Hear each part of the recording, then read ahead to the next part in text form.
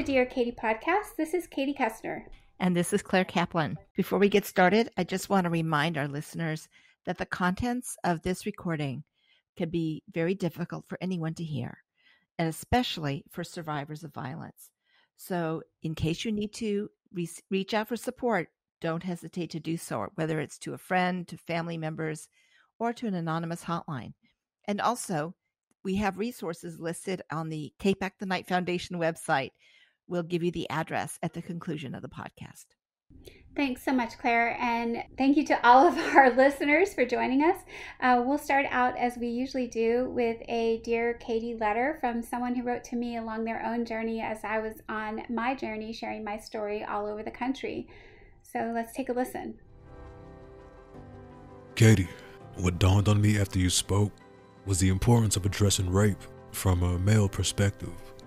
When I heard you, I realized how simple, how easy, how comforting it was to imagine the stereotypical crazed rapist lying in wait, planning, disgusting, inhuman.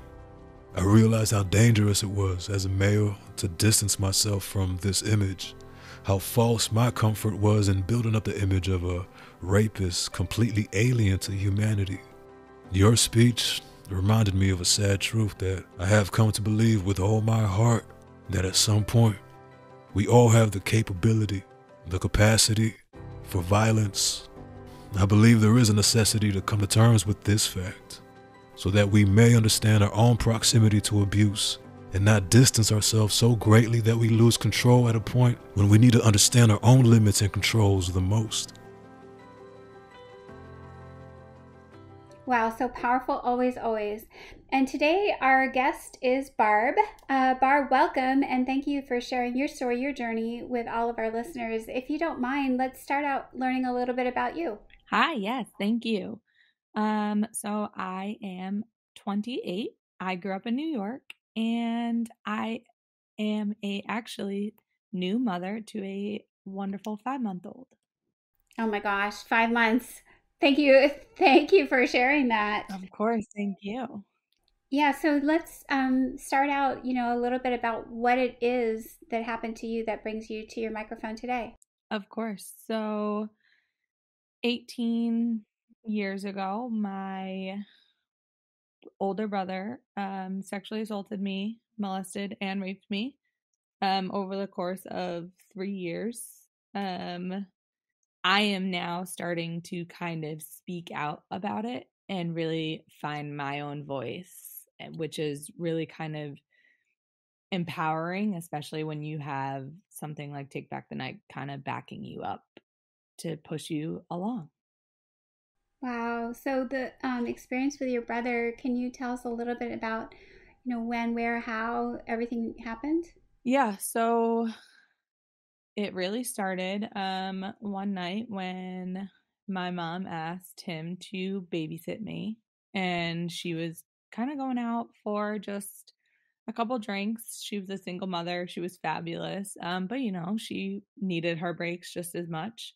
And she went out, and it started with him kind of getting me into his bedroom. So it happened in our childhood home.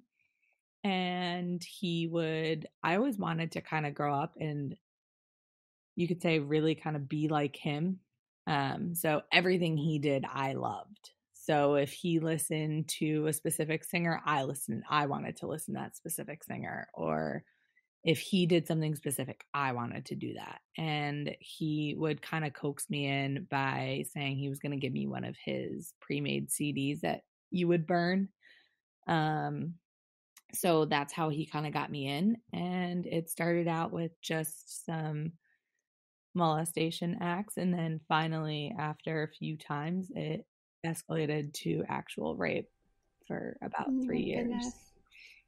Just so I'm more clear, Barb, your brother was how old and you were how old when this started? I was 10 or 11 when it started, and he was 15, 16 years old. He's 5 years older than I am.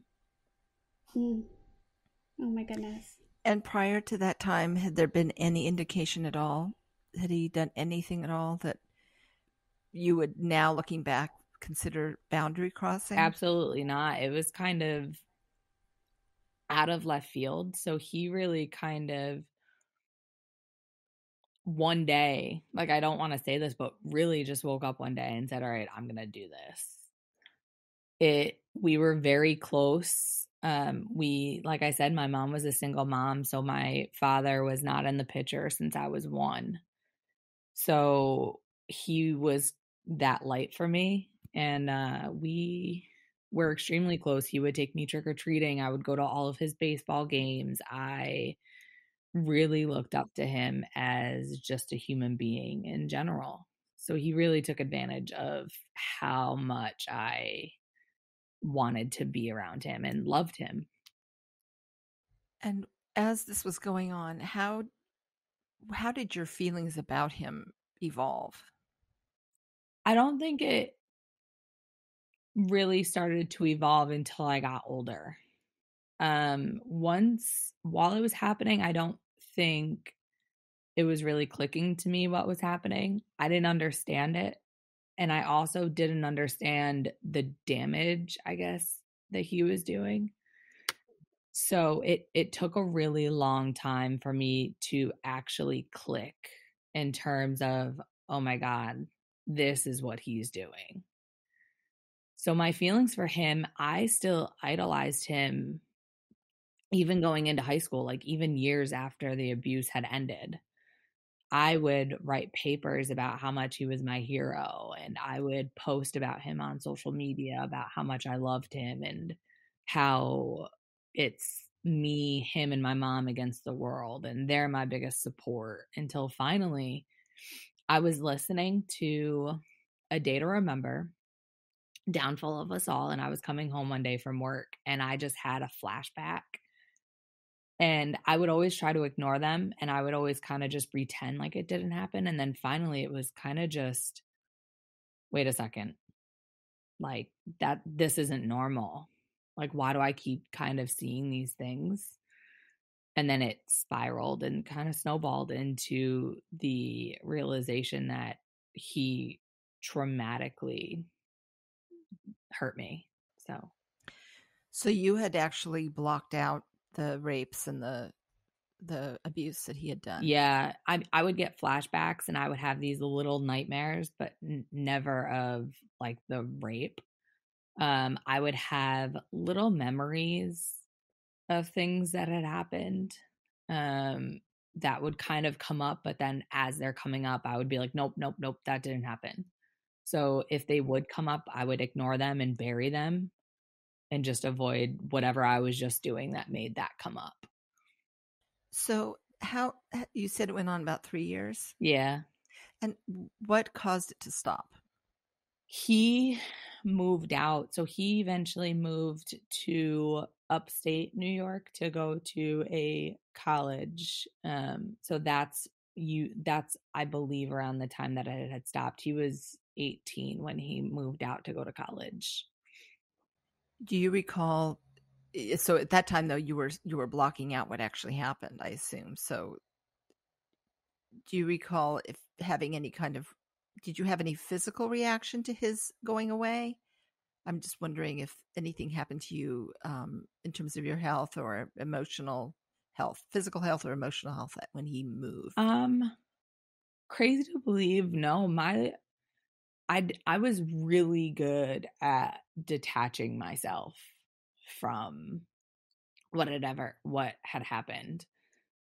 And I think I always say I have a doctorate degree in pretending, because when I put that mask on, it was as if nothing happened.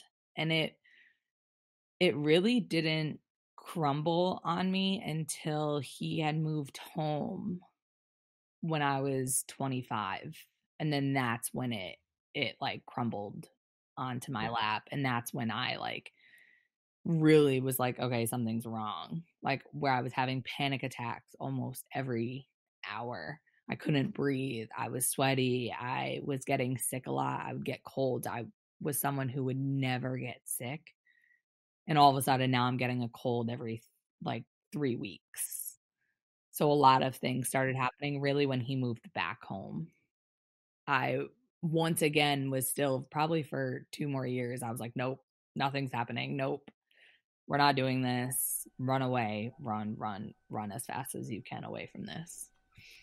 Barb, when you say run away, tell me what that meant to you. Like, were you physically just, running? I've met so many different survivors, and running away, sometimes they'll say, well, run away just meant I wasn't going to stay focused. I would go out to bars. I would go to random places by myself. I would, put myself in harm's way sometimes. Like, what does run away mean to you? Run away to me became me becoming M.I.A. So I would kind of drop off the face of the earth. So, where would you go? Nowhere. I would stay in my room, watch Netflix. Oh. I would lose all contact with whoever was in my life for maybe a week, maybe 2 weeks, maybe even 3. To where my friends would always just be like, oh, Barb is just doing her thing. She's not like, they always kind of thought that that's just who I am. But really, that was my way of sheltering everything else out and keeping everything away from me, because I did not want to deal with it. And at that point, I knew that with all the panic attacks, people would be like, what is going on? Like, what is happening to you? So it was my way of not letting people see the panic attacks, so they couldn't ask me questions. So then they would never know what had happened. So you became a master at dissociation, essentially. Yeah. I became a master of disassociation. I became a master of hiding and just playing it off like, oh yeah, like I was busy, or oh yeah, I was doing a lot of cleaning or redecorating, or I would come up with all of these excuses as to what was happening, or oh no, I'm just not someone who's on my phone, or I don't text a lot, sorry. And my friends bought it. They all kind of were like, yeah, okay, that makes sense. We never see her on her phone, so yeah, that makes sense. How did it feel to have them buy into your narrative, Barb? I'm curious. Like sometimes there's those of us who feel like I got away with it. It's such a relief, right? It's like I'm not really exactly lying, but I'm getting away with it. I'm satisfied that I pulled the wool over their eyes. Or was it gnawing away at you that you wish they were able to catch you almost? I'm curious about that part of it.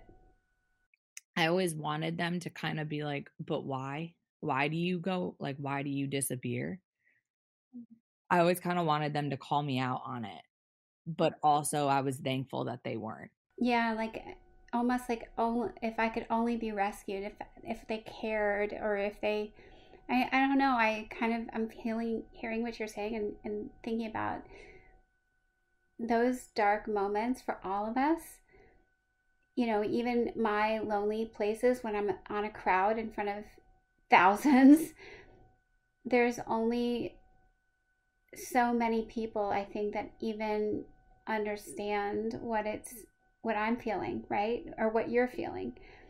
Yeah. But I'm speaking for you, but I kind of hear a little bit about, how myself and lots of others, I think, feel. We put up our walls, we hide, we M.I.A. ourselves, or we find little disguises. Sometimes I think of it as a disguise. We put on the lipstick or get our hair done, and all of a sudden we can just sort of devolve into part of the masquerade almost. I don't know. I'm speaking for you. What do you think? What do you think, Barb? I always kind of considered it like I was on my own little island.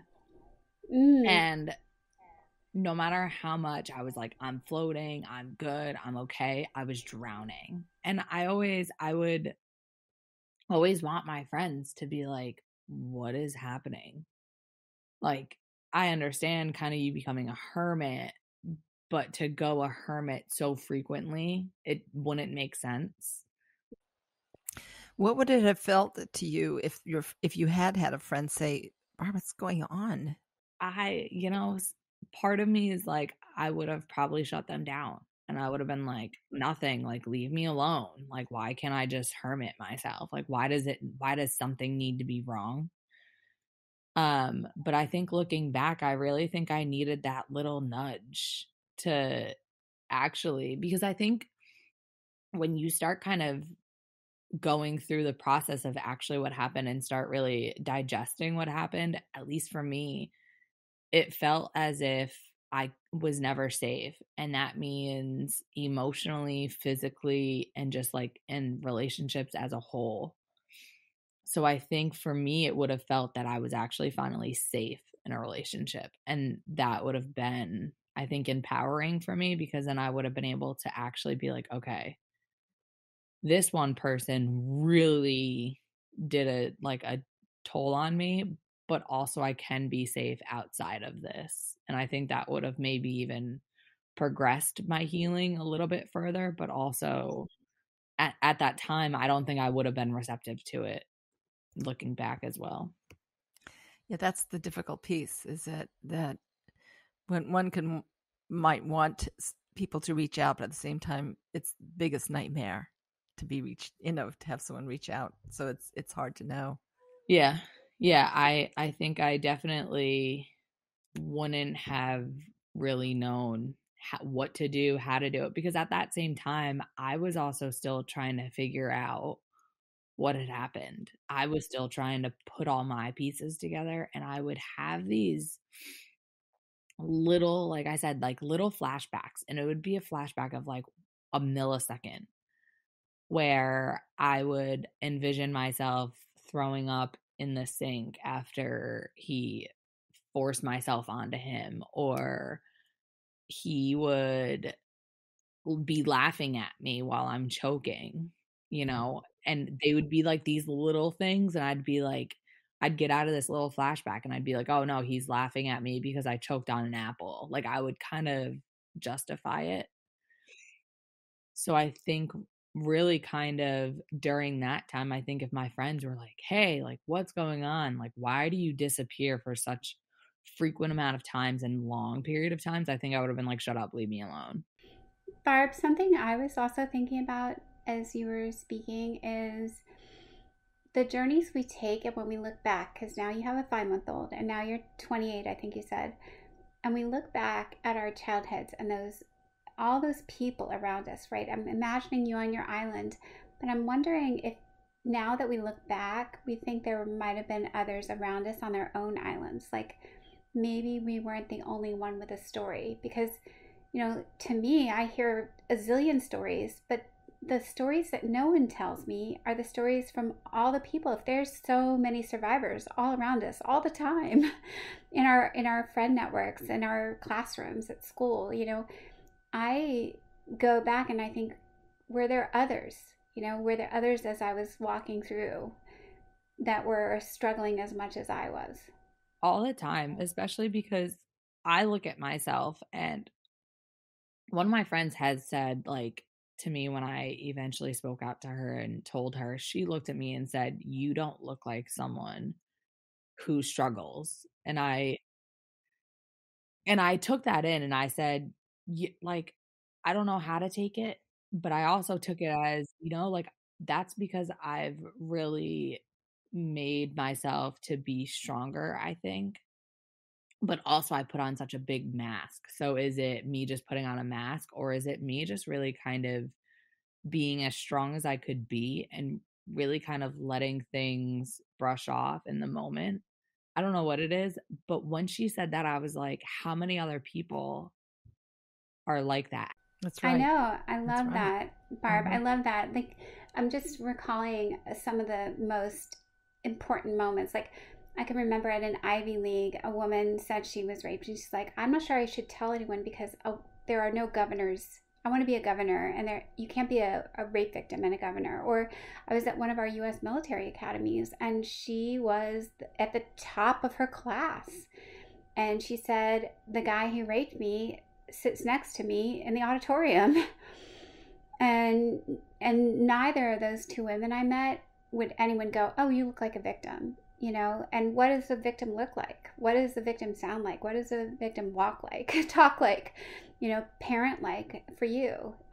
What I love is that you're that part of your story is going to hopefully help a lot of others who say, I'm not sure if either I'm allowed to wear this title, I can publicly tell people because I won't look strong, or people can't imagine me looking the way I do, or sounding the way I do, or talking about other stuff the way I do, and having been through this.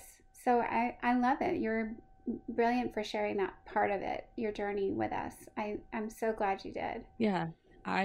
It's always kind of stuck with me because I think the further I get through like this whole healing and really kind of working through owning my survivorhood is also owning that there is no look.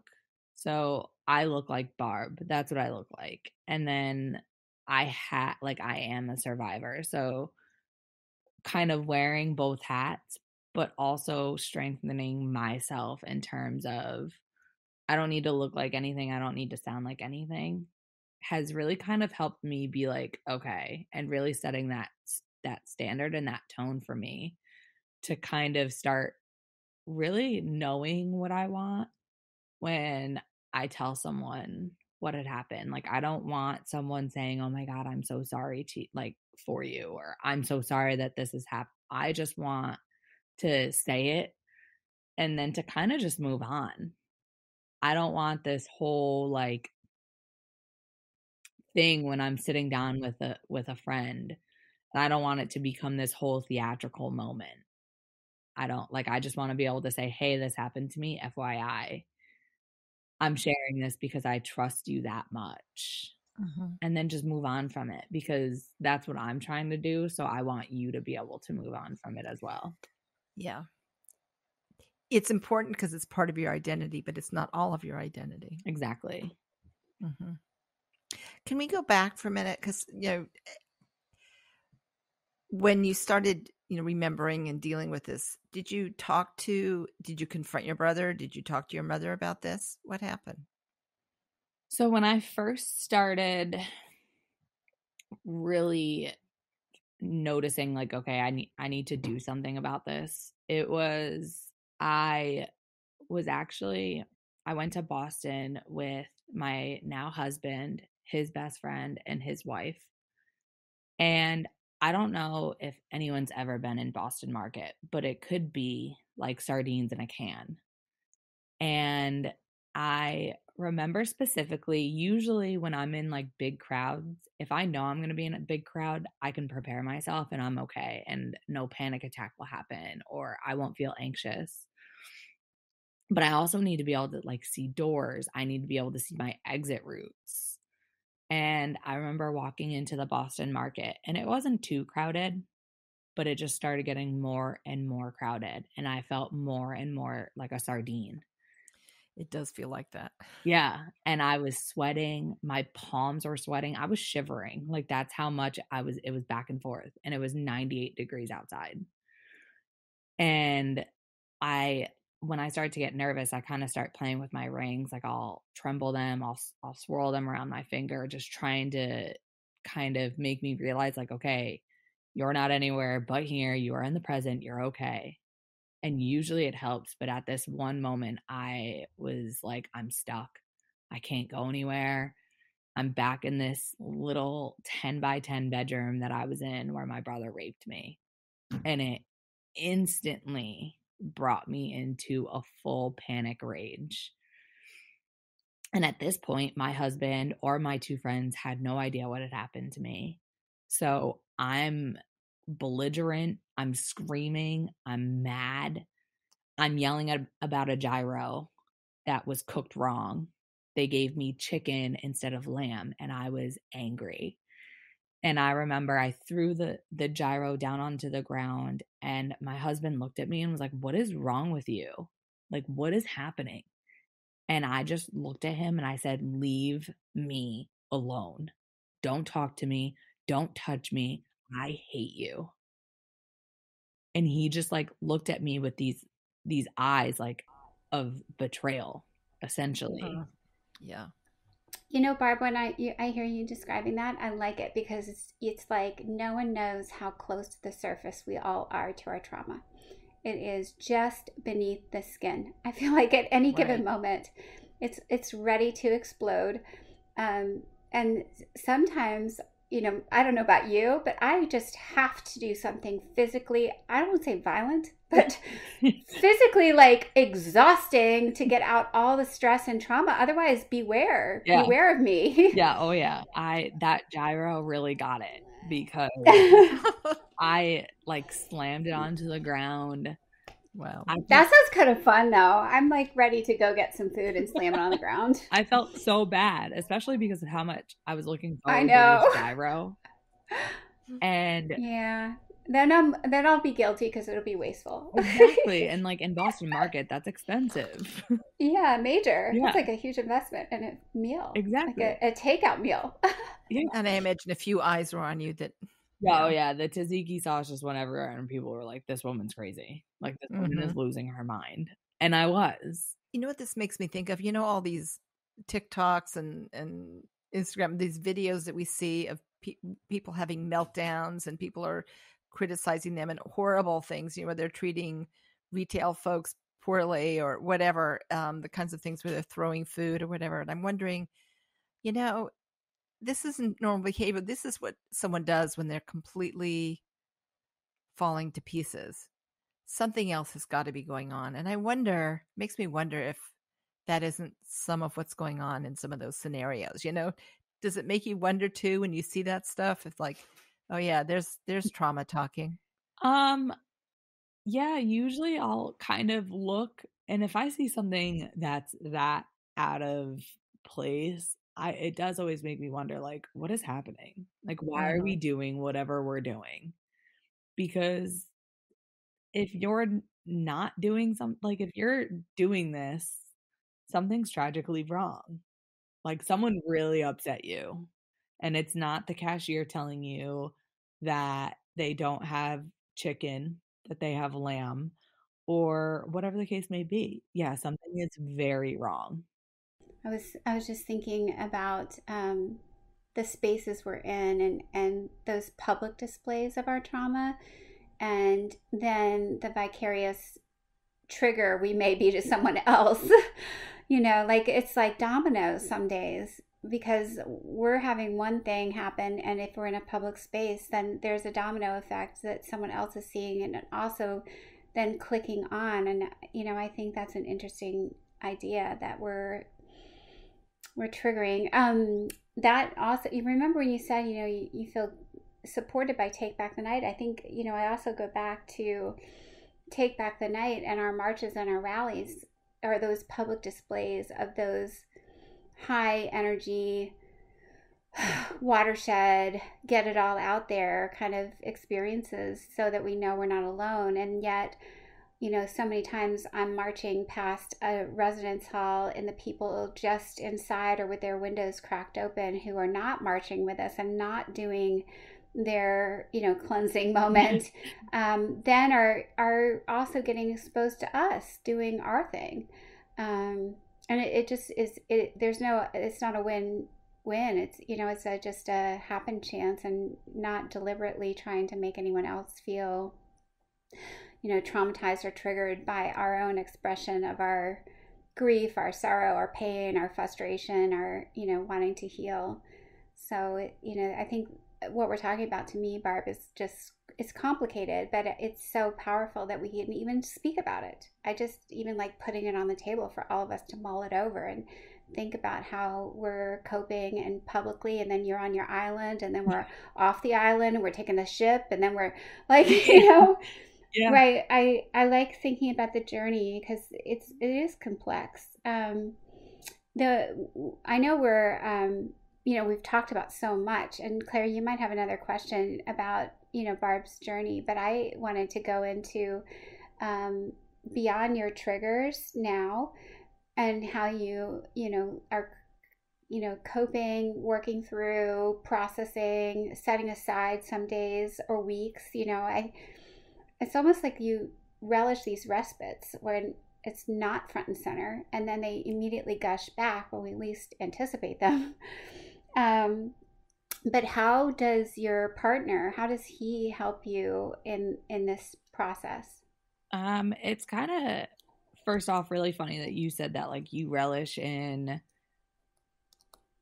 the days when, like, all of this isn't front and center. And I felt like my whole 9 months of being pregnant, it wasn't front and center. It was gone. There were no panic attacks. It was crazy. It was like my body took over and was like, all right, we have something more important to take care of right now, so we'll get back to this in a little bit. That's very interesting. Yeah. That's really cool.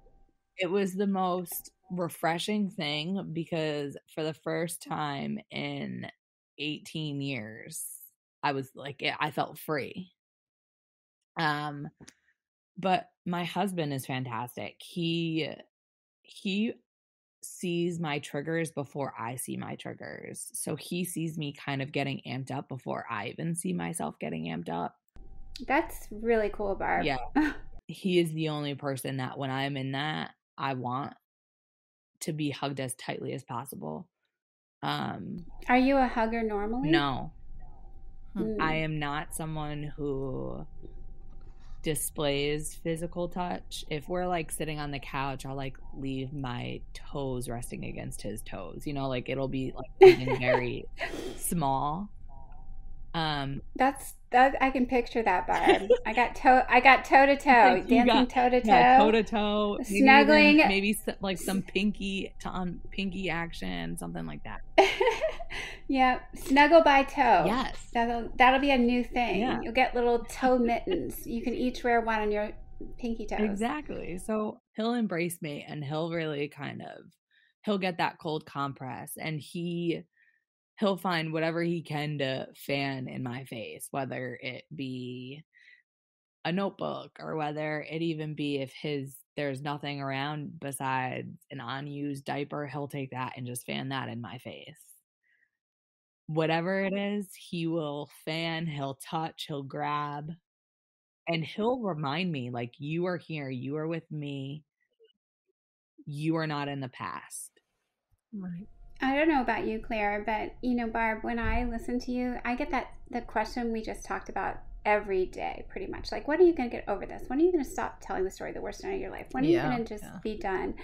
You don't get over big things in life, to me. And that's part of the reason I think this podcast is really important, is we're not getting over it. We're not tucking it into bed. We're not like putting it to sleep. We're not, shutting the door on our pain. We're figuring out what strategies are out there that are working for lots of us, and you've given us a zillion cool ideas, including the new gyro and toe mittens. Yes. Like, now I need a gyro on the sidewalk and I need some toe mittens. Yeah, oh yeah, toe mans is fabulous. Only if there's no lint in between the toes, like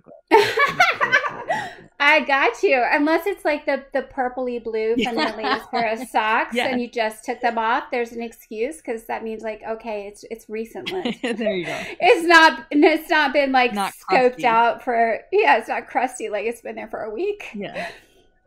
Wow, we had such a fabulous conversation with you, Barb. Just, you offered, you gave, you shared, you painted brilliant pictures with us. I'm so honored to have hosted you today and had you share all that you did with our listeners. I'm sure they're going to find so many different nooks and crannies to go and take from what you've offered. So my gratitude.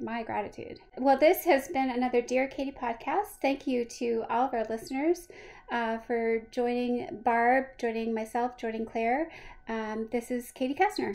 And this is Claire Kaplan. And just as a reminder, please visit the TakeBackTheNightFoundation.org website, and we have resources there on that page. Remember that we're never alone, as Barb can attest. There are many of us walking with us in healing and in supporting survivors and in ending sexual violence. Thanks so much, Claire. And thanks again, Barb. And for all of our listeners, we look forward to another Dear Katie podcast next week. Please join us, continue on this journey, and together we will shatter the silence and end the violence.